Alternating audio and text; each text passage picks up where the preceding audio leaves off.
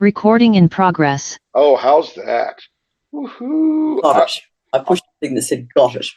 I I love it when things go smoothly. Alrighty, folks, we have with us all the way from lovely, scenic, exciting, and historic Australia, the one and only Fiona Boys. Fiona, how the hell are you? I'm doing really well, mate. How are you? Older and uglier. Nothing else I can say about that. Just so folks know, Fiona and I have known each other for 20 years. We first met at the Great Southern Blues and Rockabilly Festival in lovely, Yeah. exciting, scenic, and historic, the metropolis of the East Coast, Narooma, New South Wales. If you've never heard Yes. of it, that's your problem. All right. Yeah. And It and was it was a great festival. Sadly, we've lost that one. But funnily enough, I've now relocated last year, and I'm living not far from historic um, uh, metropolis Narooma. I'm on the Sapphire Coast in a little town called Bega, which is about an hour south of Narooma yeah, like, these days. yeah, I was gonna say I've actually gone past that. So, you know, Bega is known for cheese. We have a very famous brand of cheese. So I'm living in Cheesetown right now. trust me, it will never be famous to me for that because we all know I'm cheese hostile. So it's I tolerate it on pizza. That's really about it. And that's for one reason and one reason only. It holds the meat in place. Other than that, then That's right. It's culinary glue. thank you. You've got it. You've got it. So you live in the culinary glue area of Eastern Australia, and Correct. and for all of the Americans listening, they're going, what?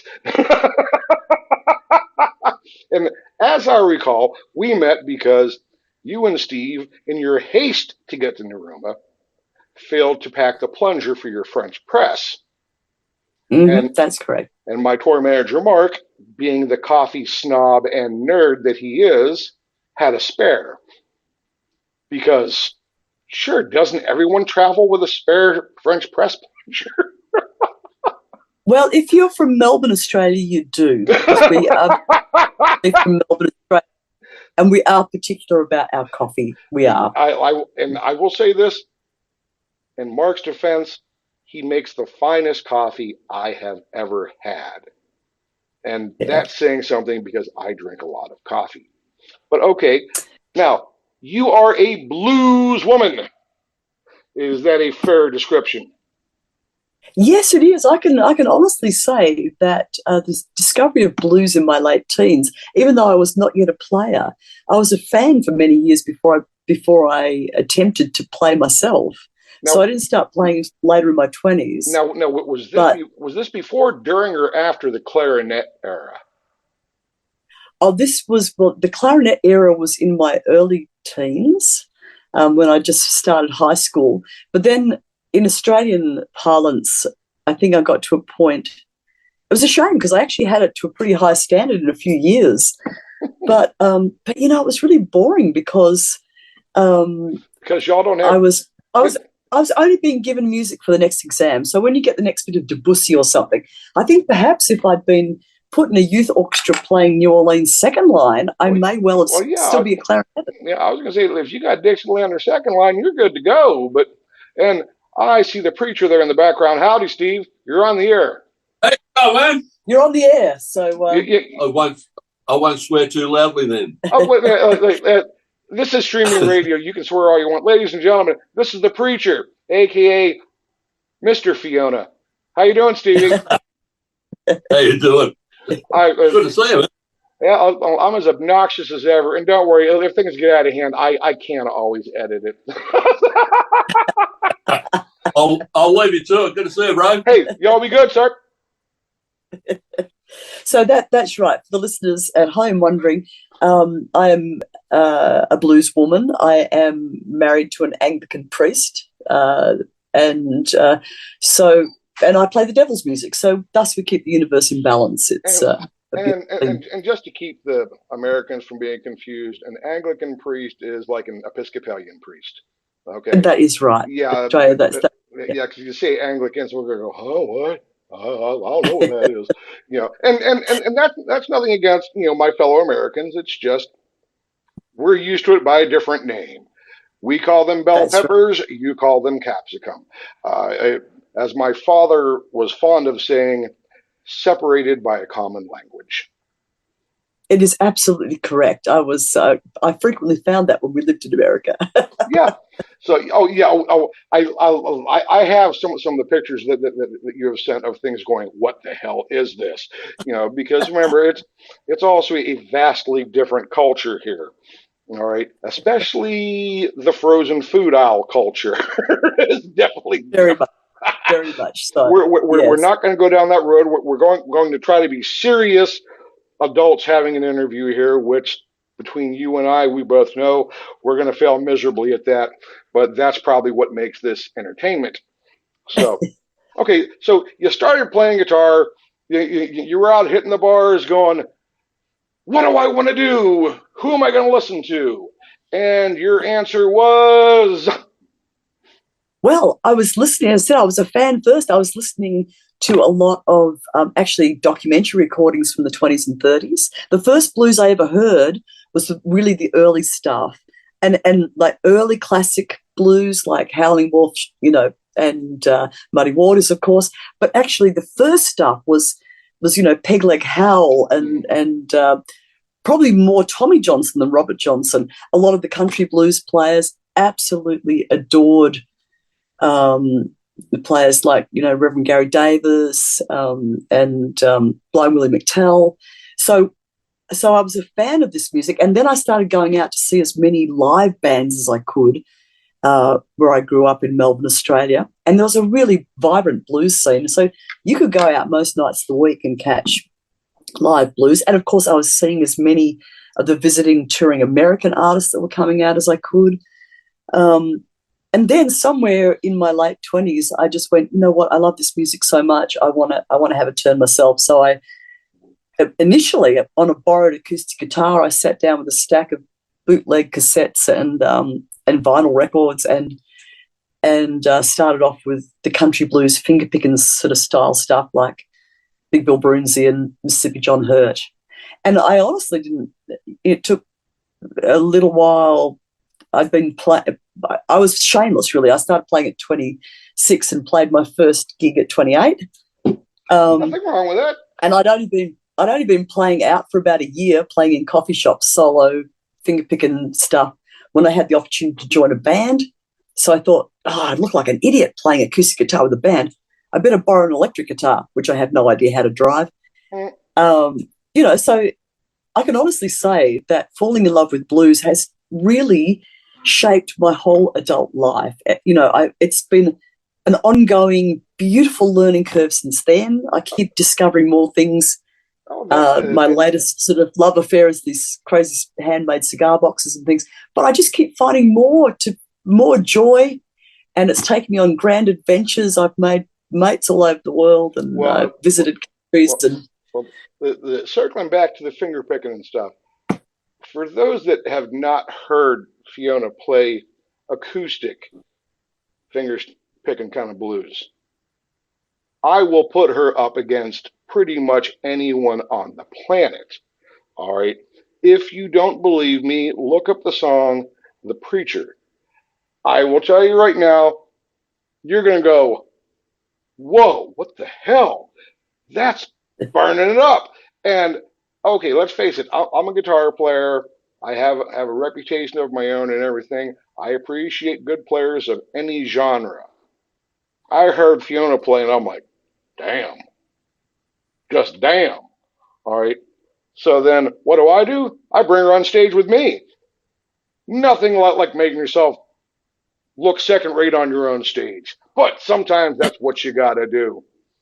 Right. So I was going to say. Oh, but you see, you were tearing it up playing rockabilly, and like rockabilly is, this is what I find wonderful about guitar and roots music and blues music is this, because I would put like rockabilly and soul and zydeco and Louisiana swamp pop. To me, it's all in the blues and roots grab bag, and it's all beautiful. It's all great. Oh, it is. And you find people who are masters of each regional style, and like I love rockabilly. I have a little stab at a little bit of it, but this was the wonderful thing about when we met, because Narooma was a blues and rockabilly festival, and I remember just being blown away by you and the band that you had. That was so much fun. It was Robbo and the wild Australian Mr. Brian Francis, who was currently living a quiet, more sedentary life out in Perth these days. Staying, well, it's the most isolated city in the world, so it's probably the safest place to put him, really. It's the only place to put him. Yeah, Brian can be a handful. The only thing worse is me and Brian together, especially with a rental car that's not in our name. But that's a story for another time. But circling back, about the styles all being similar and coming from blues, the late great Sam Phillips was fond of saying, "It's all just rock and roll, man." And it's like, if you try to say, "Oh, rockabilly," oh, he hated that word. Rockabilly, blues. It's all just rock and roll, man. And I would say that if there was one person on the planet that could make that claim, it would be Sam Phillips. I mean, he gave us Howlin' Wolf. He gave us B.B. King. He gave us Elvis Presley. He gave us Johnny Cash, Carl Perkins, the list goes on. So if any one man could make that claim, Sam Phillips. Okay. It's just, to me, it's just all the good stuff, really. Now, I will say this. You have been a relatively prolific recording artist over the last 20 years. How many albums do you have out now? All told. Well, I've just new one, and I think, depending on how you count it, it's about 13 under my own name. I made some albums also in the beginning with an all-girl blues band. That was where I sort of cut my teeth playing electric, and that was a band called the Mojos. But yeah, over the years I've done band albums. I've bounced between doing albums that are acoustic based or small ensembles or a bigger palette with a big electric band. And I love the idea, which I think is sadly a little bit lost these days, about the idea of an album as a body of work, where sometimes you can love an artist, but their albums are pretty much the same. It depends if you like particular songs. Yeah. Whereas for me, I have, I know that some people, like my acoustic finger picking. Some people at the moment are really digging the Cigar Boxes and the Mississippi Hills sort of swampy stuff. Mm-hmm. And then I've got albums that are more Chicago or more New Orleansy with horns, and but I like the idea of, which I think can be a bit lost in the era of streaming, with this idea that as an artist, I agonize about the order of the songs, and you want to have a group of songs that sit together that tell a story. So you start somewhere, and the music and song order should take you on a journey. Mm-hmm. And then you have a sense of that. And I also love doing the artwork and the liner notes on the CD package or the vinyl package, so that you've got some context and some information, like, what was that sound? Some crazy percussion that's actually a lump of chains dropped onto a frottoir? We want to know that. Very Tom Waits of you. Yeah, I love it all. I love the whole process of putting together an album, so that it's a body of work, and it hopefully it takes you on a journey. Now, folks, you have to understand this. Australia has more than its fair share of hot shot guitar players. All right. And at the risk of sounding misogynist, and I mean, my male viewers will be like, okay. My female viewers will be like, oh, how dare you?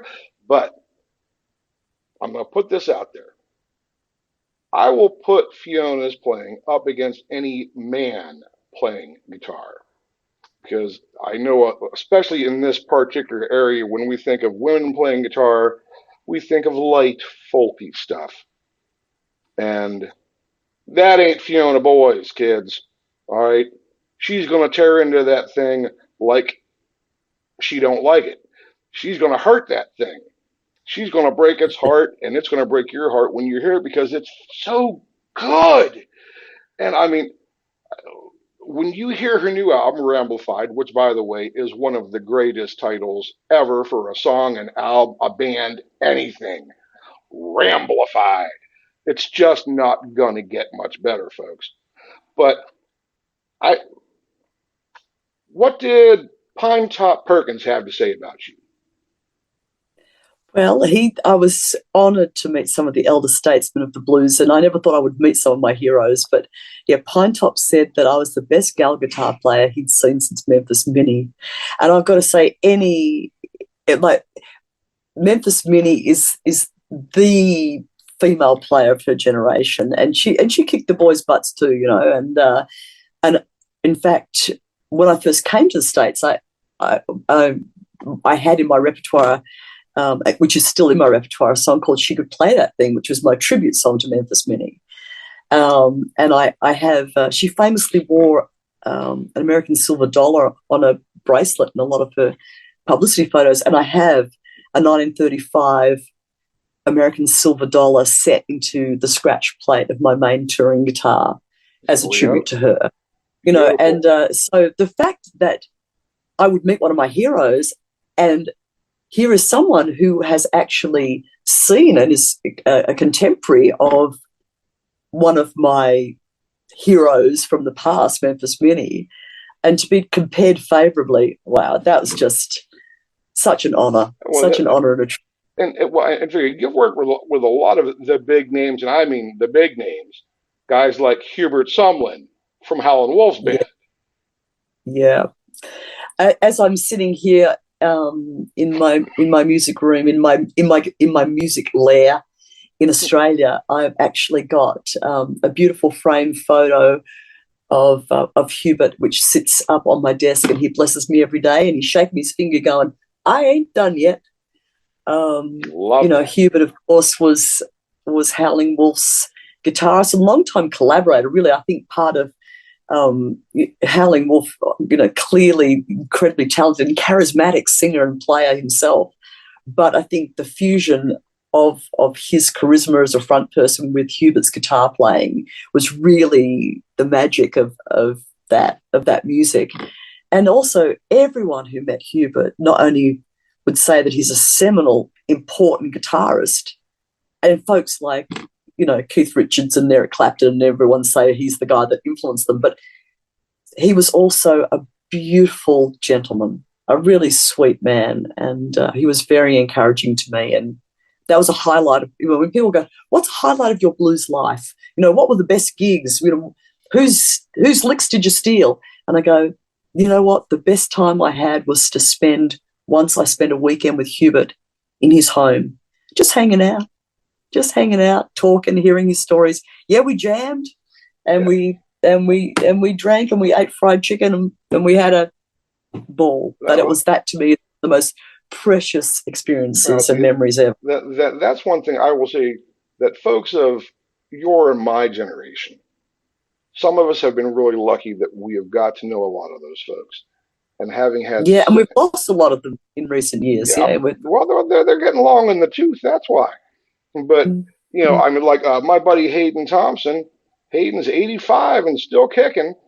And actually, one of my all-time favorites, one of my big inspirations, was a jazz guitarist named Joe Negri from here in Pittsburgh. And most Pittsburghers know him as Handyman Negri on the old Mr. Rogers show. But Joe is a genius guitar player, and at 97 years old, he'll still make you and I combined look like fools. All right, right? Fantastic. I mean, he is, and he's sharp as a tack. I mean, Joe could well live to be 200. It wouldn't surprise me. But like I said, not only have you played with the big boys, you more than hold your own. You also have a few awards under your belt. And there's one in particular that I'm going to bring up. And this was, 20 or so years ago. You came to the U.S., went down to Memphis, a.k.a. home of the blues, and you took home what? The International Blues Challenge. I won the International Blues Challenge, which is huge competition for blues acts or internationally, which is run by the Blues Foundation in Memphis. And you have to come through a local blues society to go there. So I was going to represent my blues society, the Melbourne Blues Appreciation Society. And it was my first trip to the States, actually. I'd always wanted to go to the home of the blues, and I had travelled in the past, but by the time I was a musician and wanted to go to the States, I was a musician, so I was broke. Well, that's how it goes. So. And so my Blues Society sponsored me. They bought me a ticket to America to compete and represent them in Memphis. And so it was so exciting for me because I'd never been to America before. And there I was suddenly in Memphis on Beale Street where they hold the competition, which is a hugely historic place for the blues. And I was playing songs, mostly my original songs, and I wasn't sure whether people would get my accent or the stories attached to the songs or think it was presumptuous or whatever. But I remember thinking as I was playing my tribute song to Memphis Minnie, for example, that here I was on Beale Street, back where she would have played in the day. Mm-hmm. And so everything was just really exciting. And it hadn't really occurred to me that I about the result, because I think ultimately competitions are a bit of a strange place to put musicians because it shouldn't actually be about competition. It should be about serving the music, But the competition, I guess, is great in that it functions to give focus to the music, and it gives focus and stature to blues as a genre and becomes a focal point for getting people all over the world to gather like-minded people in one place. So anyway, I ended up winning the solo duo category, and that made me the first woman and also the first non-American to win. So folks understand this. She is not only your competition, she's the one that you have to try to rise above. And I can tell you, best of luck with that, really.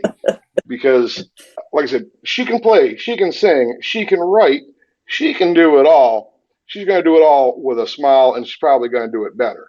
And I don't like to use words like better when it comes to music or musicianship, but let's call it what it is. The woman is a demon on six strings, playing the devil's music, married to a preacher.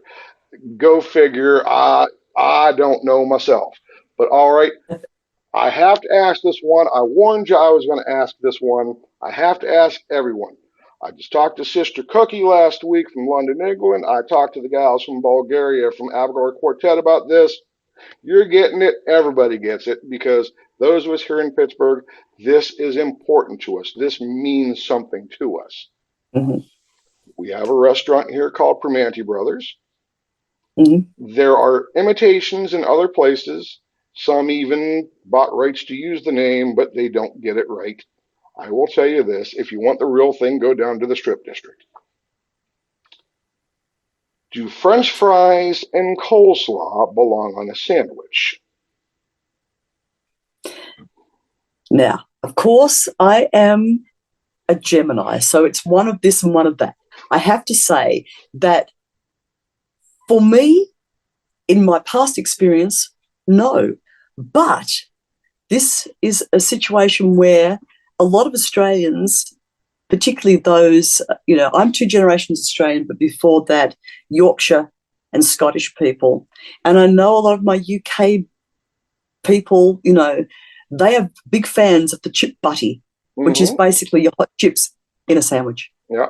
Now, coleslaw, I'm not sure they would do that. But so the chip butty should be in my DNA. And when I was a kid, the thing we used to do was actually get buttered rolls and put crisps in them. That was a big thing. Well, that's been bigger. Now, I always have to clarify this. Most people, when they think coleslaw, they think that stuff they get at the church picnic. It's cabbage, a little bit of carrots, and like mayonnaise or something. And this ain't that. This is more like a Italian sweet oil kind of coleslaw. It's not drippy, gooey, and looks like somebody drank too much last night. It's actually really good because Okay, so that now that you've clarified, I would say that in principle, no, but in actuality, if you're in Pittsburgh, yes. it's I can't wait to get there and try one. oh, I would give a try. There are a couple of things you're definitely going to have to try. You're going to have to try that, and I'll take you down there in the daytime when Miss Tony's working because it's just not the same unless Miss Tony is yelling at you. She has been there for 50 years this year, and if Miss Tony ain't yelling at you, it's just not as good. I will I just. want her to yell at me. I want the full experience. She'll go, "Where the hell are you from?" You know. Just don't ask her to leave anything off, and be very cautious about asking her to cut the sandwich. I mean, you're a female, you might get away with that. If I were to ask her to cut the sandwich in half, she'd go, "No, cut it in half like a girl." Because she's dealt with truck drivers and the like for the last 50 years. She doesn't have time for me, so it just Yeah. is how it is. And Yeah. but the other place, okay, the guy that owns, you've heard about Moondogs, the Blues Club. Yeah. Ronnie, aka Moondog, also owns a place called the Starlight, which Mm. has world famous pierogies. Oh, now pierogies, I'm a fan of pierogies. If you like pierogies, you just made a friend with Moondog, okay? And I can guarantee you he's going to sit you down and feed you. So go on a diet for a week or two before you come here because if there's, you've seen me, I'm not a small lad. It's like we like food around here. I haven't had them for years, ever since I left Melbourne, really, because pierogies would be on Ackland Street, which is where you get that kind of or those ethnic restaurants that have those all of that exotic food. Mm. Yeah, well, we don't call that. We don't call that exotic food here. We just call that food. But anyway, folks, that's good. The one and only Fiona Boyes, the new album, Ramblified. I promise you, you are going to hear so much of that album in the next couple of weeks, you're going to get sick of me, but you won't get sick of her. All right? Fiona Boyes, thank you kindly, darling. Y'all stay warm because it's still winter time down there. It is. It probably hasn't gone above 50 degrees yet. So it's been pretty chilly. Yeah, I'm sorry. Thank you so much, mate. Well, I'm sorry. You know me. I can't tolerate when Australians complain about winter because you don't know what it is. I mean, when you're getting minus 23 Celsius, all right, that's wintertime. Okay. Yeah. That's just visiting. That's just for visiting, not for living in. Yeah. No. We live in that, but it's like I've seen friends of mine down there. I might put on like a long sleeve shirt and they're putting on their winter coats and gloves. And I'm like, oh, people, come on. The Australians are tougher than that. But anyway, Fiona Boyes, thank you, darling. You be good. We hope to see you soon. Good on you. Thanks, mate. Cheers, mate.